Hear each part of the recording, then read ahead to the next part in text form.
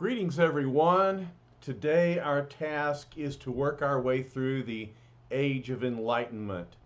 This is a period of time taking place in the 17th and 18th centuries, directed by a series of philosophers who literally changed the worldview of Western civilization.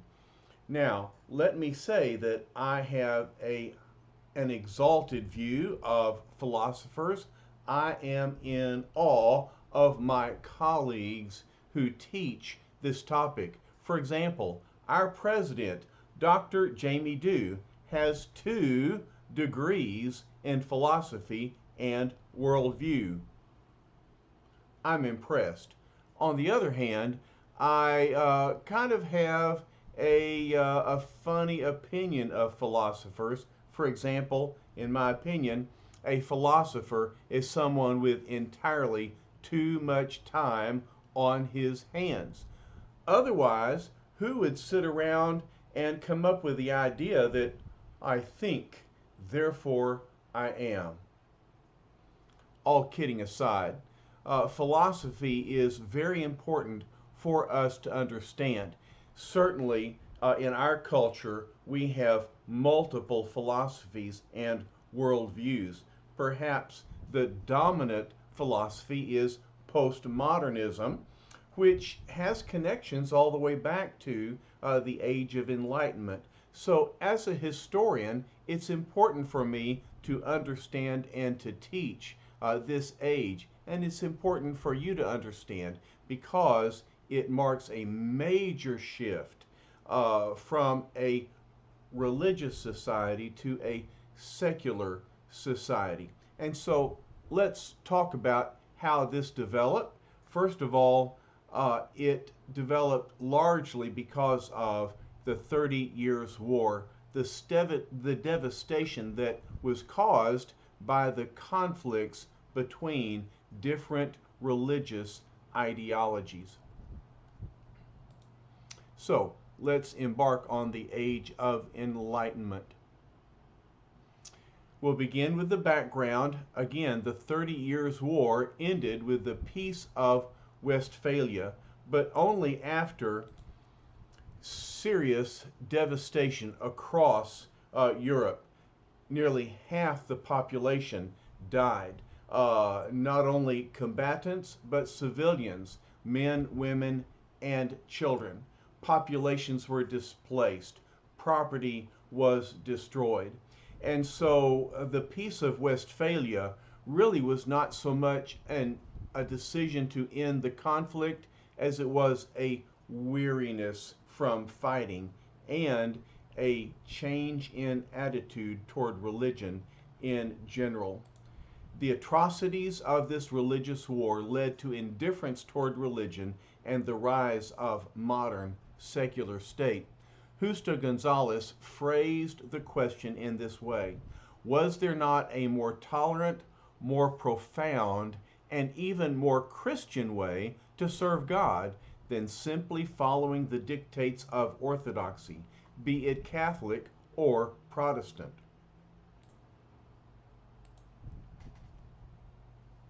This question reflected the problems that are inherent in the union of church and state. When the state unites itself with a specific faith, whether it is Catholic, Lutheran, or Calvinist, these states can call upon religion to be the cement of the nation and also the unifier that gives people the attitude that every conflict is a holy war, that God is on our side and against the other.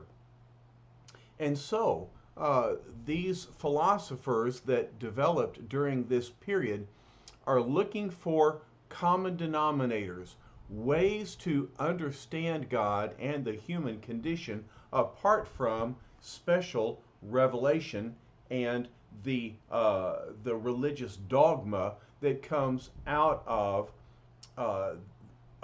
revealed religion. Okay, so let's see how this worked itself out. Now here is a definition of the Enlightenment which you will want to remember. The Enlightenment was a union of science and reason that emphasized humanity's goodness, progress, freedom, and innate rights. And so we'll find that during the Age of Enlightenment, this idea of freedom and innate rights is going to influence calls for revolution and freedom in both America, France, and other nations. And it's going to come from an idea of natural reason, that what we understand about humanity and the way the world works can be learned through natural law. These philosophers are going to teach that reason is the only path to truth, the only source of knowledge, not revealed religion. Supernatural revelation is rejected. So the Bible will be viewed as a human book, not as a divinely inspired revelation. All enlightened individuals, all who come to the light, will arrive at truth. Natural laws govern the world and humanity, and these laws could be discovered by reason apart from God and apart from supernatural revelation. The thinkers of the Enlightenment desired a universal natural religion, not based upon revelation, but upon reason. There was a belief in the inevitable progress of humanity, which was based on an optimistic view, a naive optimism about humanity that does not consider or understand the doctrine of sin. They taught that humanity could be freed from the chains of authority and the tradition of government and church.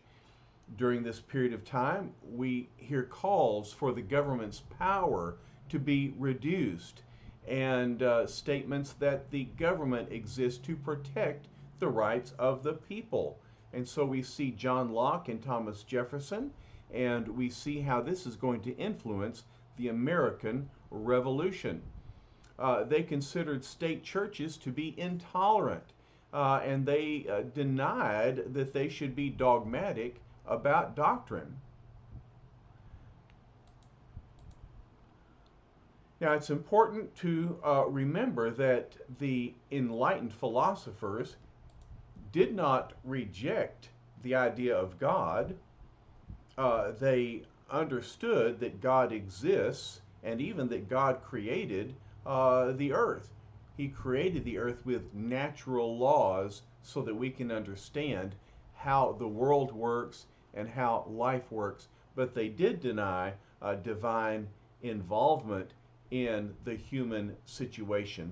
And so this is where they look to philosophy, reason, natural law for guidance to understand the questions related to human existence. Now, I'm about to review 5 different philosophies and their key words that help us to understand the very basic meaning of each movement. You will want to learn these 5 movements and their key words. You will want to be able to identify a movement or philosophy with the key word. All right, so let's get started. First is rationalism, and the key word is reason. All right, reason is embedded in the title of rationalism because ratio is the Latin word for reason, and so reason is the motivation behind rationalism. Empiricism, the key word is experience. We'll see that empiricism is based on information that we can experience and know through life. Deism is less a philosophy and more of a religion. We might think of it as a philosophical religion. And the key word here is impersonal God. And again, the term Deus is a Latin word for God, and it is embedded in the very idea of deism. A deist believes in God, but believes in an impersonal God. Romanticism calls for a return to nature, a return to natural law. And finally, rational idealism is subjective. All that we can know is what we know ourselves, apart from revelation. So again, you'll want to learn these 5 terms. You'll want to learn their corresponding key words. Well, let's begin with the discussion of rationalism and René Descartes. René Descartes, you see his life dates there. He was the earliest of the enlightened philosophers. You see that he's considered the father of modern philosophy.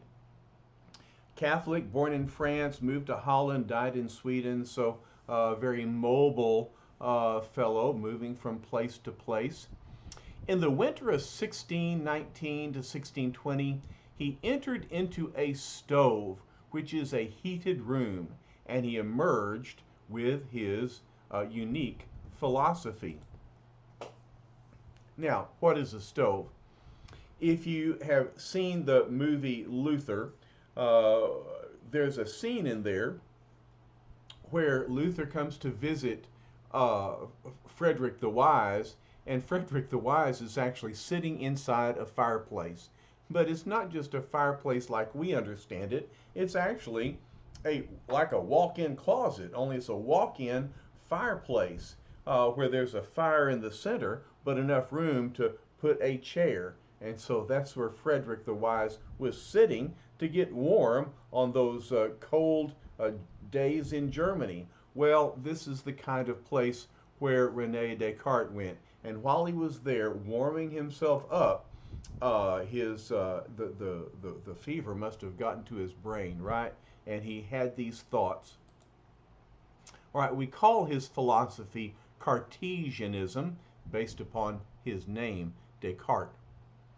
The basic principle was that he decided never to accept anything as true if I did not have evident knowledge of its truth, that I had no occasion to doubt it.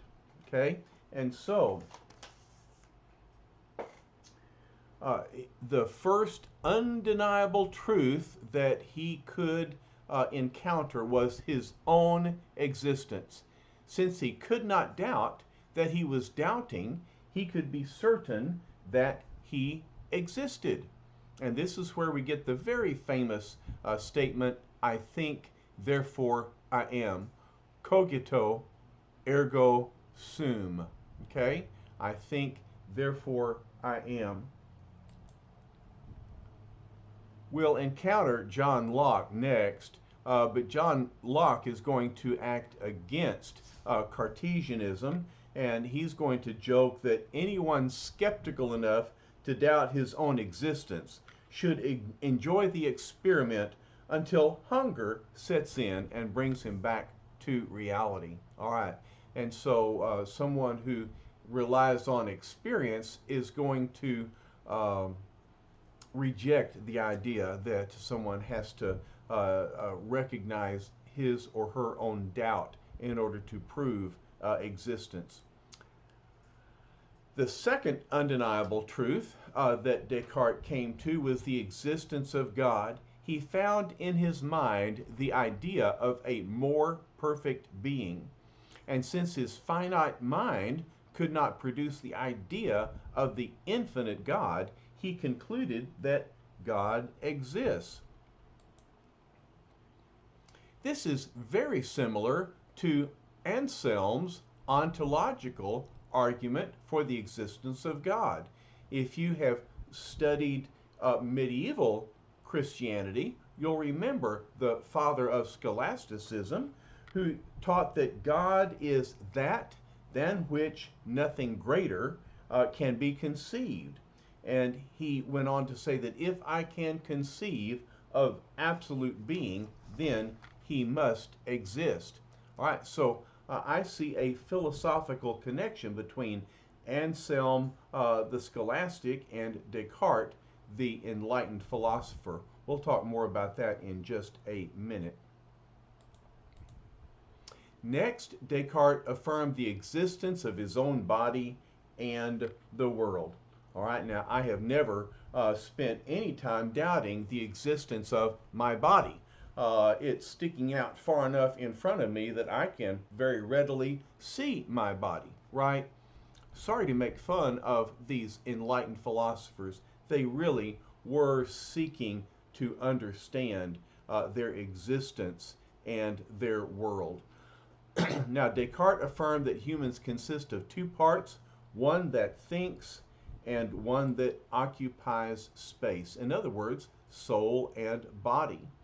And further theological and philosophical questions were asked about the communication between soul and body and about the relationship of spirit and matter.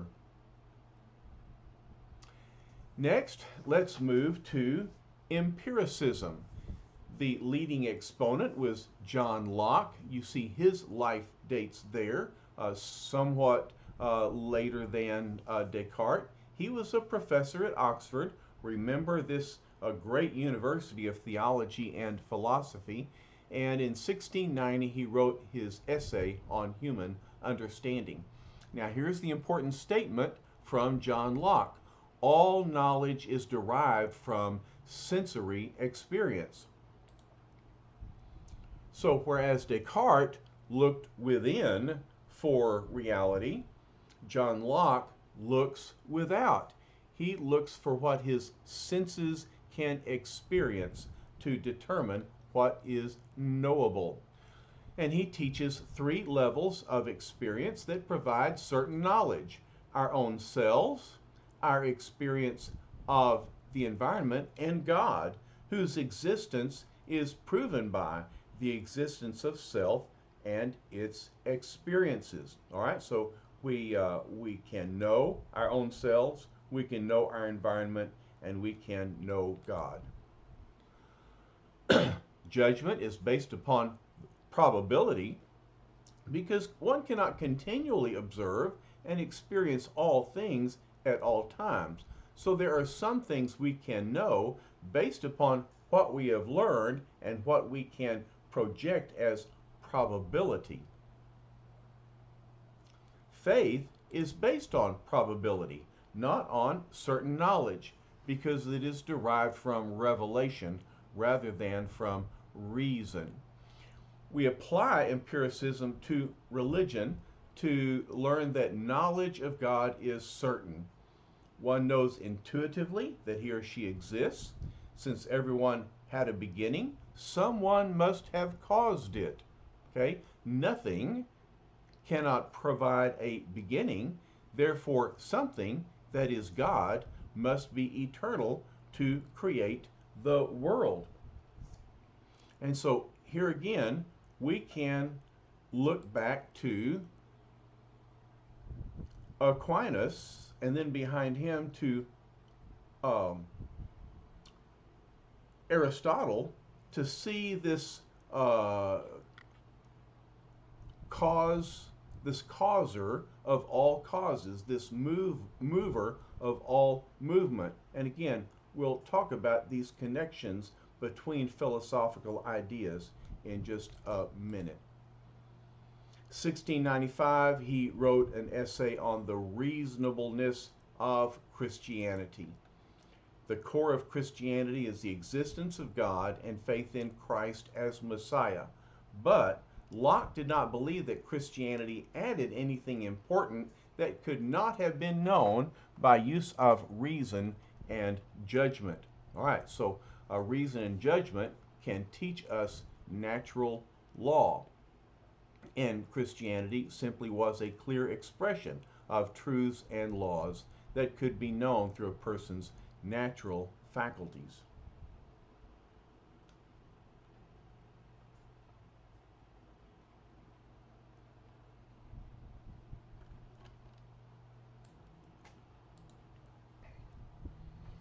Next, I want to come back to this idea of a philosophical family tree. And I learned this idea from my major professor at Southwestern Seminary, Dr. Jim Spivey, who was a historian who fully understood and was very comfortable with the discipline of philosophy as well. And he taught this idea of connections between the enlightened philosophers that go back to the medieval scholastics and even further to Greek philosophers. So, on one side, let's begin with Plato. Plato was an idealist. He is the one who conceived of a universe that was above and beyond what we perceive as reality. And the ideals were the original concepts that have become the reality that we see. And so Platonism goes from general to specific. Now, this philosophy was mediated to the church by Augustine, who spent a certain period of his life influenced greatly by Neoplatonism. And so the early church was greatly influenced by Platonism and this idealism, the focus on the general to the specific. Now, Aristotle was Plato's student, and he had a very different philosophy that was materialistic. He looked at what he could see, what he could touch and experience, and he went from there, what he could learn from the specifics, to make statements about generalities. Now, Aristotle was lost to the West during the early centuries of the church until Crusaders brought back manuscripts from Aristotle. When the East fell to the Muslims, then Eastern theologians and philosophers came to the West for refuge, bringing with them their understanding of Aristotle. And also, even from Spain, we have Averroes and Maimonides who brought their knowledge of Aristotle. And so we see in the medieval era, Aristotle has a later influence on the church. Now, medieval scholasticism is a period of time that developed with the universities. And so those philosophers and theologians, many of them coming out of monasticism, when they came to the universities to teach, they brought their philosophies with them. Anselm is considered the father of scholasticism. He taught, I believe, to understand. So faith comes first, but that fuels his understanding. And as I said earlier, he developed the idea of an ontological proof for the existence of God. If I can conceive with my mind, of an infinite being, then that infinite being must exist, because my finite mind could not conceive of the infinite without the infinite being true. And so this is an ontological proof for the existence of God. Now, another century or two later, we have the introduction of Aristotle to medieval scholasticism, and so we have Aquinas, who wants to harmonize medieval thought with Aristotelian thought, and he came up with cosmological proofs for the existence of God. That is to say that there must be an unseen mover who moved all movements. There must be an unseen cause who caused everything that has resulted. And so we go from what we can see and experience, and then move beyond that to find the God who is the unseen causer. He is the unseen mover. So finally, we have Descartes, who flipped Anselm's idea. He said, I understand in order to believe. I look for understanding to fuel my faith. He says, I think, therefore I am. And then on the other side, John Locke, says knowledge is derived from sensory experience. So what I'm trying to say is that there is a philosophical line of thinking that goes from Plato through Augustine to Anselm and then Descartes. On the other side, we have Aristotle, a more materialistic philosopher who influences Aquinas and then John Locke. Okay, so just these ideological philosophers have influence one on the other. All right, so now let's move to David Hume, who's a Scottish philosopher and a historian. And he used reason to show the limits of reason. So he's going to react against John Locke. He's going to say all one knows is what one perceives, and so absolute knowledge is not possible. One does not know anything that one cannot perceive. Therefore, he would deny God, miracles, the future. Knowledge is almost always opinion. And so Hume's skepticism revealed the inadequacies of empiricism. And so we think of David Hume as a skeptic. You apply his skepticism to religion, and you come up with the idea that one cannot prove God, miracles, resurrection. These must be accepted by faith. Religion is personal and private, so one cannot state with certainty that one religion is better than another. And so you can see how he is rejecting the idea of political conflict on behalf of religion. There's a gap for Hume, a gap between knowledge and faith, and between what is and what ought to be. So empirical evidence describes what is, but cannot prescribe what ought to be. So Hume is the patron saint of agnostics.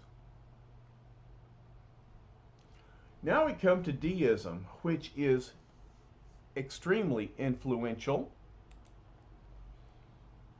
Influential not only in Europe, but very much so in America. Deism arose from a desire among some who sought to overcome divisions within Christianity by affirming a small core of commonly held Christian beliefs. How can we come to a common denominator that all who identify as Christian can believe? Deists opposed the narrow dogmatism of Christianity, but at the same time, they opposed the easy skepticism of those who abandoned all religion. So they sought to find this common ground, this via media, this middle road between narrow dogmatism that brings about conflict, but also they were opposed to the skepticism of those like Hume who abandoned all religion. Samuel Johnson defined deism as the opinion of those that only acknowledge one God without the reception of any revealed religion, and who reject Christ. So, a deist affirms the existence of God the Creator, but they view God as distant and impersonal, not involved with his creation, and therefore they would deny the divinity of Jesus Christ. And so Christ was a moral teacher, not divine, and not a worker of miracles. Deism, however, liked Christianity and promoted Christianity among the masses because they liked the moral teachings of Jesus Christ, and they liked the morality that was engendered by Christianity in general. So, a deist would say where Christianity agrees with natural religion, it is true and reasonable. But where it adds special revelation, it lapses into superstition. And so a deist would reject any Christian doctrine, any teaching that is based on biblical revelation. They considered that superstition.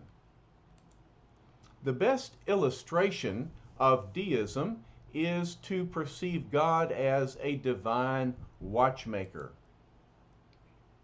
As a watchmaker creates a watch and builds within it the mechanisms that keep it running, the watchmaker then sets it aside and the watch continues to run without the interference or involvement of the watchmaker. In the same way, God has created the world and all of creation and has built into it natural laws that keep the world running naturally without God's intervention, involvement, or supervision. And so for this reason, God would not become human in the person of Jesus Christ.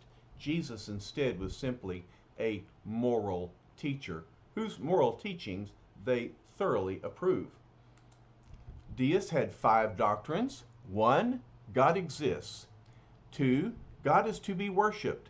3, the practice of virtue is the true worship of God. And so worshiping God is through a virtuous life. People must repent. And a deist believes in future rewards and punishments. This is necessary to create the moral world that they desire. Now there is a 6th doctrine, the belief in God as a governing and overruling providence who guides and determines the destinies of nations. So there seems to be a slight contradiction between this distant, impersonal God, and yet there was an idea that God is governing and overruling providence, who from a distance works generally to determine the destinies of nations, but does not involve himself in individuals. So there are noted American deists. Now you see George Washington on this list. There is debate over Washington's adherence to deism. In fact, there is a legend that he was baptized by a Baptist preacher in New York. This story is told by the son of John Gano, who supposedly is the Baptist preacher that baptized George Washington. But at the same time, there is another story that George Washington was baptized on his deathbed as a Catholic. And so it seems like different people want to claim George Washington as part of their faith, but George Washington was baptized in the Church of England and was a member of an Anglican church all of his life. And so his adherence to deism is under question. Not so with Benjamin Franklin, who was a devout deist, but his support of Christianity is clearly seen by his support of George Whitefield, the great evangelist of the First Great Awakening. He even sponsored Whitefield financially, as well as listened to him preach on several different occasions. And so Benjamin Franklin appreciated George Whitefield and appreciated the revivalism that spread Christianity because he could see the moral improvement of society through the evangelistic work of Whitefield, Edwards, and other evangelists. Now, Thomas Jefferson is perhaps the most notorious of the American deists. He had his own Bible, okay? And so many point to this as evidence of Thomas Jefferson's faith, but not so, because in Thomas Jefferson's Bible, he edited all the miracles out of the New Testament. Then there's Tom Paine. He's the author of Common Sense, very influential in motivating and inspiring the American Revolution, but his statement is, I believe in one God and no more. A clear statement of his denial of the divinity of Jesus Christ. And this pithy quote is one that you will want to remember and identify as coming from Thomas Paine. All right, let's move on to Romanticism, this return to natural law. Jean-Jacques Rousseau is the leading proponent. He's a Frenchman who reacted against Calvinism and Calvin's teachings on human depravity and original sin. If we return to nature, we're going to return to an idea of optimistic human good. Okay, he wrote The Social Contract, which was influential on the American Revolution and the French Revolution.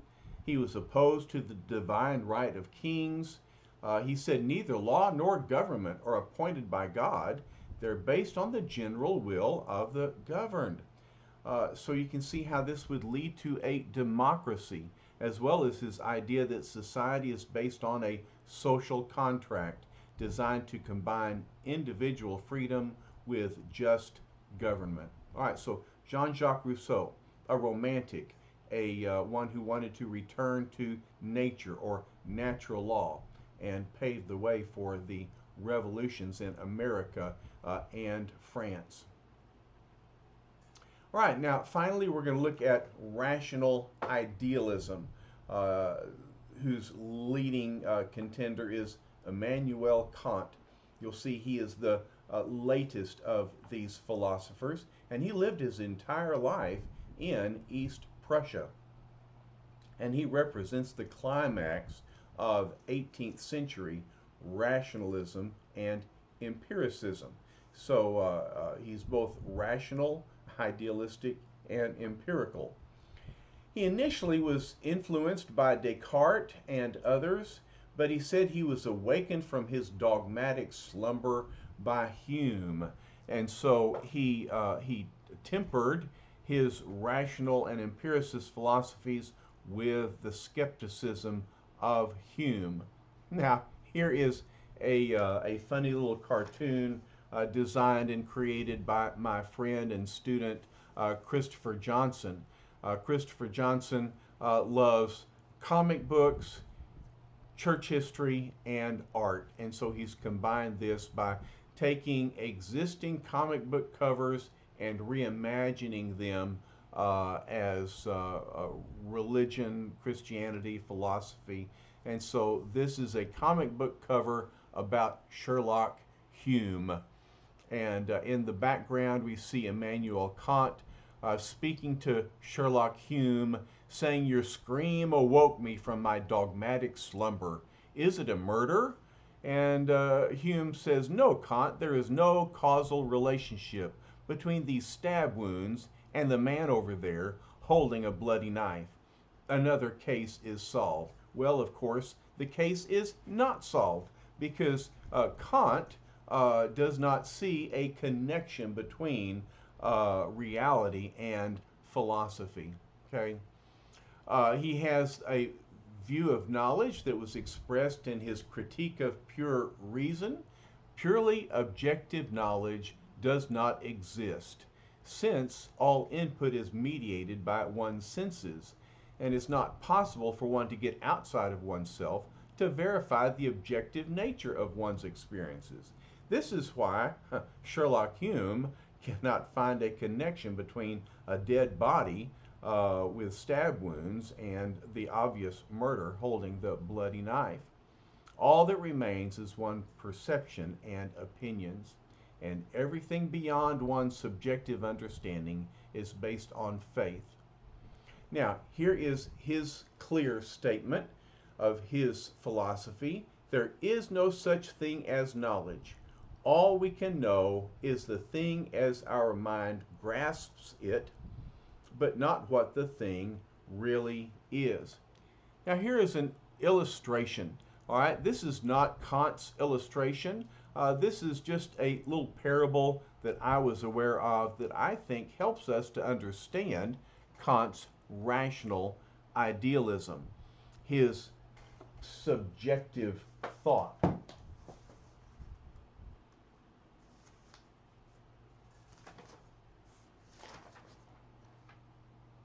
Remember that the key word for rational idealism is subjectivity. And so this is illustrated by this parable of the 6 men and the elephant.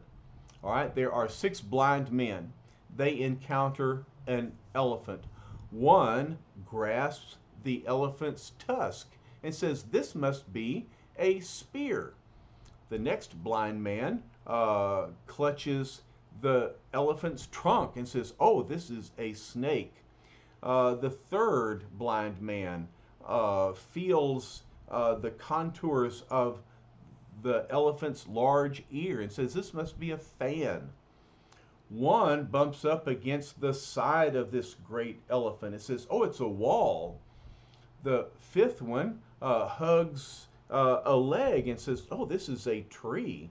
Finally, the 6th blind man in the back grabs hold of the elephant's tail and says, "This must be a rope."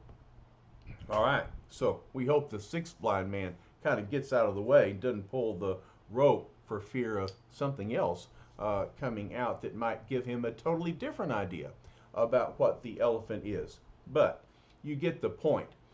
Knowledge is subjective, and what one perceives may be totally different from what another perceives. Both are true, but truth is subjective. All we can know is the thing as our mind grasps it.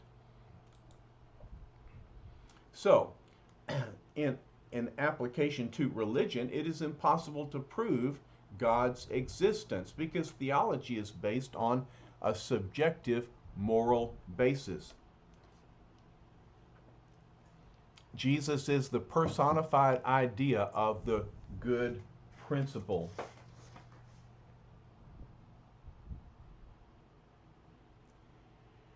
Belief in God is the highest good, leads to obedience, which leads to rewards in the afterlife. But Kant would say, as long as you are sincere, it does not matter what you believe. This, of course, will become the basis for Unitarianism, which is one of the false religions that we will study about very soon as we talk about new developments among religion. We also can see how Kant and his subjective truth will lead to postmodernism.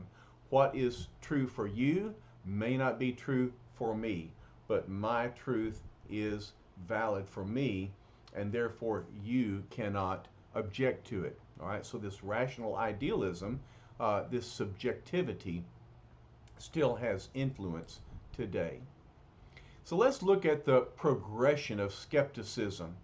At the beginning of modern times, we have the Reformation and the principle sola scriptura that says the Bible reveals truth. But in the aftermath of the wars of religion, Descartes expresses his Cartesian doubt. We cannot trust the Bible. Only reason reveals truth. And then Hume, the skeptic, says we cannot trust reason. Everything that cannot be touched is not real. And then Kant's rational idealism claims we cannot trust knowledge. And so Kant is the culmination of 18th century rationalism, leaving 19th century liberal theologians to sort out our relationship of reason and faith. So we've briefly surveyed the age of Enlightenment. We've affirmed that it was one reaction to the wars of religion. But there was also a more spiritual and positive reaction to the wars of religion and the hardening of the Reformation and Protestant ideas, and that idea is pietism. And so we'll talk about pietism next, a movement that I think will be very inspiring for you. And so we continue to work our way through the aftermath of Protestantism and the wars of religion. So I'll see you again next time.